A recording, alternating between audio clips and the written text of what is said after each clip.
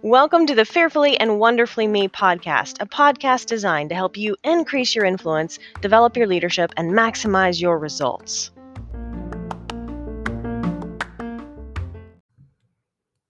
Hello, everyone. Welcome to today's episode on Leadership Gems for Women. We're talking all about passion today. And I get a little fired up when I talk about this because I look around and so many people don't have passion for what they're doing. They don't have passion in their lives.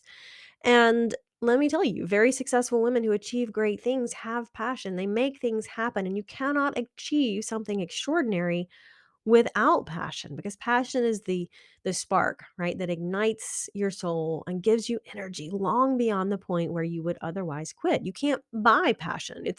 It's priceless. And leaders who are passionate inspire others to work harder and to dream bigger and reach their own potential, because people want to follow a passionate leader who cares about what they're doing and why they're doing it. You can think of some leaders throughout history. Let's just pick one, for example, Martin Luther King Jr. Can you imagine the difference in what he did and what he was able to accomplish, and so many people that he was able to inspire through his actions, even as a pacifist, as nonviolence, was one of the things that he really held firm, and in trying to go about social change in a nonviolent way. But can you imagine the difference between what he was able to accomplish versus what he would not have been able to accomplish if he didn't have passion for what he was doing, right? Let me tell you, you have to have passion to do what he did, because he paid such a heavy personal price for what he was doing, for what he was standing up for and believing in, right? If he didn't have passion, he wouldn't have been willing to make the sacrifice to pay that personal price. Mother Teresa is someone else that really comes to mind when I think of passion, because she had so much passion for the work that she felt called to do. And I read one of the books, not necessarily written by her, but it was a collection of her letters and some of her journaling and things like that. So you really kind of got an inside perspective through her letters and correspondence. And, she would write over and over. First of all, something I didn't know until I read the book is it took years, literally years. I think it was almost 10 years before Mother Teresa was granted permission to go and do the ministry work that she wanted to do in Calcutta. And she felt called to do it. She felt led to do it. But because she was, in the hierarchy and the structure of the convent and under the authority of um, her leaders, her religious leaders, then she had to have permission to do what she wanted to do. And so she would write and entreat, and she would talk about the need and talk about how much she felt God was calling her to do this work, and the need that she saw that she could fulfill. And and she would get rejected, and they would say not now, or they'd say not the right time, or you're not the right person, or sometimes they just didn't answer. And so she would write again, and she would write again. And this went on for years, where she was basically just presenting her case over and over and over. She had that much passion that she just wasn't going to quit until she got a yes. And you don't find that level of perseverance if you don't have passion for what you're doing. Right? If she hadn't been passionate about it, she'd gotten the first or the second rejection and been like, "Well, I'll just, carry out a ministry right here where I'm placed." And there's nothing wrong with that. But my point here is nobody accomplishes the extraordinary unless they have passion for what they're doing. So it was a neat book to read, just to kind of to see that and to learn that. I had not known that until I read the book. But finally, she gets granted permission, and, she gathers up some of the stuff that she needs, and she moves into just this terrible section where of the city where she's going to be carrying out her ministry. And when you read about the challenges that she encountered, this was not easy work.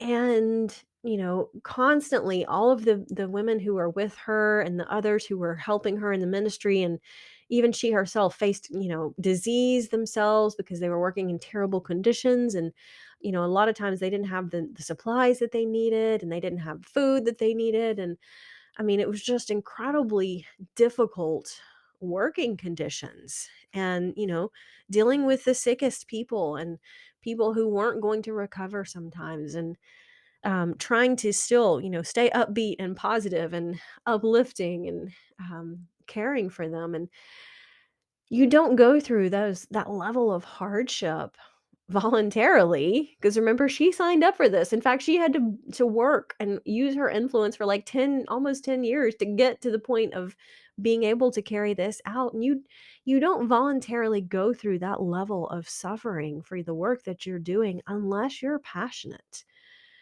And there again, people want to follow a passionate leader. You think of how many people she has inspired through to follow in her footsteps just because of the passion she had for what she was doing.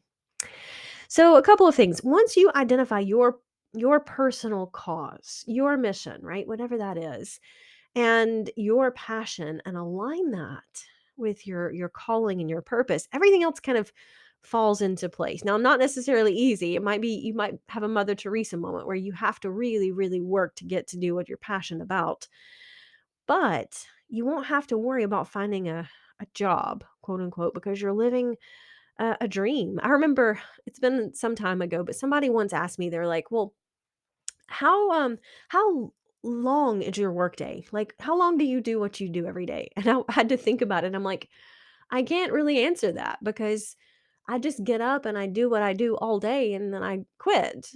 But I don't have like a 9 to 5 schedule where, here, this is where I work. Because every part of my day is activities that hopefully are moving me forward, but that might, it's not well defined in the sense of I only work on work stuff from 9 to 5 and then I can do laundry and cook dinner, right? My day is much less structured than that, but I also tend to work, quote unquote, much longer than someone who's in a job, because it's just, I'm passionate about doing it, right? And it's just so easy to be thinking about it all the time, and working on little bits and pieces, or coming up with new ideas, or capturing new ideas, or working on content, or, all of the things that go on in my head, even when I'm not physically sitting down in my office. Like today, I'm recording a podcast, and obviously that is work, considered work. But before that, even the time when I was running this morning, I was thinking about the podcast and the topics that I was going to be recording, and, thinking of the stories that I wanted to share with these points, and that sort of thing. So technically that's work time too, even though physically I wasn't here at the, in front of my computer. I'm actually out running around enjoying a beautiful morning. It was just simply gorgeous this morning. But is that work? Right? Because I'm actively putting brain power onto what I'm going to be talking about.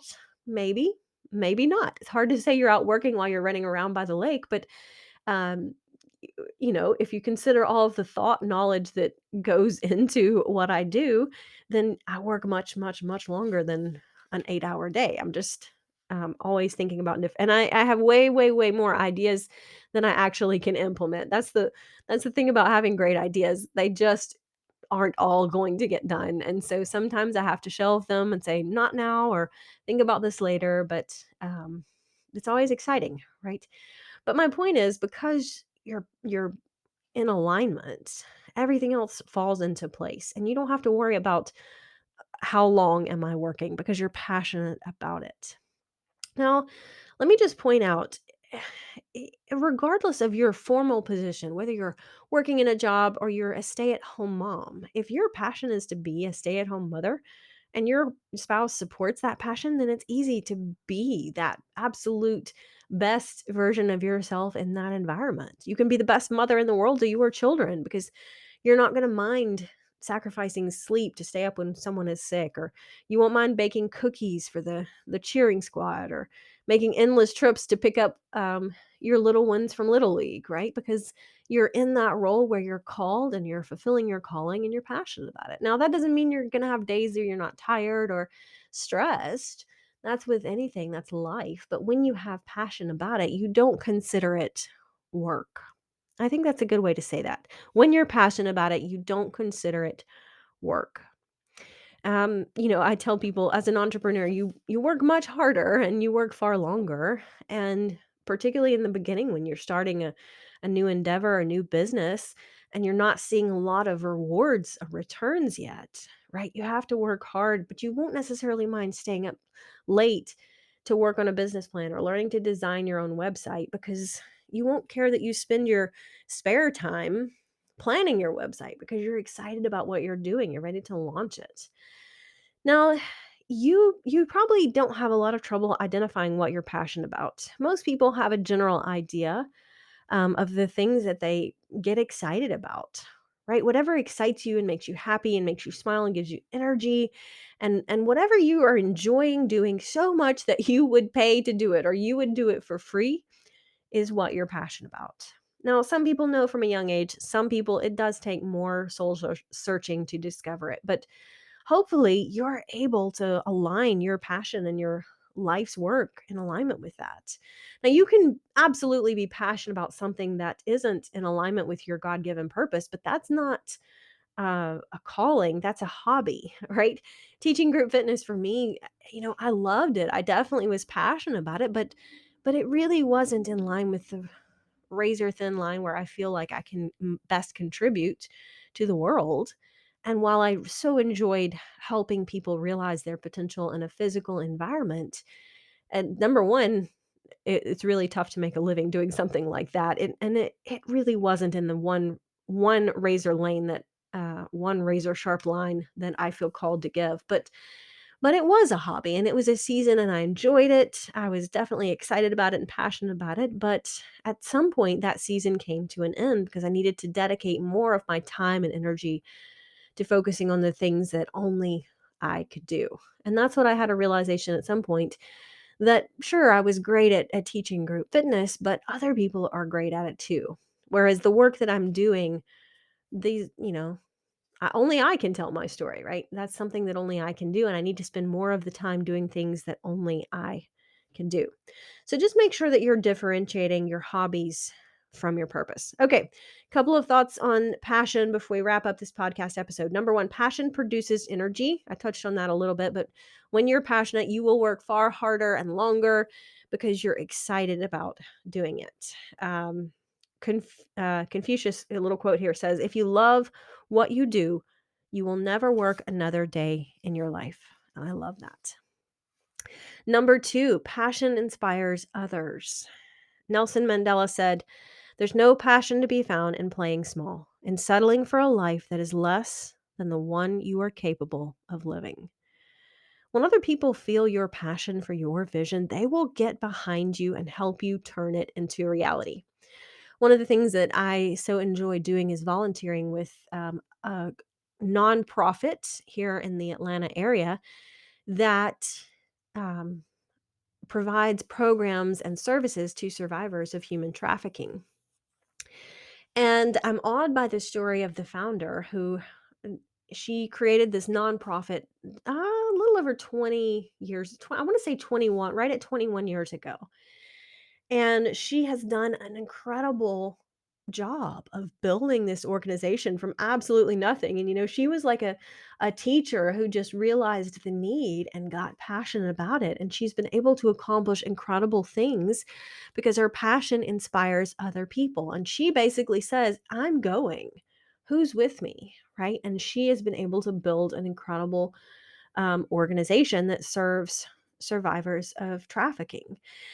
And her passion is incredible. She is just it's contagious, right? Passion is contagious. It excites other people, it attracts other people because they feel that vision. And so many people settle in life. It's just sad. And those who don't settle for average or routine or comfortable have the fire and the enthusiasm and the joy in their lives, and other people like that. It inspires them. And number three, passion unleashes potential. According to Jean de La Fontaine, man is so made that whenever anything fires his soul, impossibilities vanish. And when you're passionate about what you're doing, you're far more likely to be successful because you see the roadblocks as simply roadblocks and not you know, road closed. You just look for the detour because you're passionate about it. You're not going to let other things get in your way. You're just going to figure out how to go over them or around them or through them if that's what you have to do. But that's what passion will allow you to do. Passion enables you to say no to the good so you can say yes to the great. Because passionate women don't settle for average or routine or comfortable.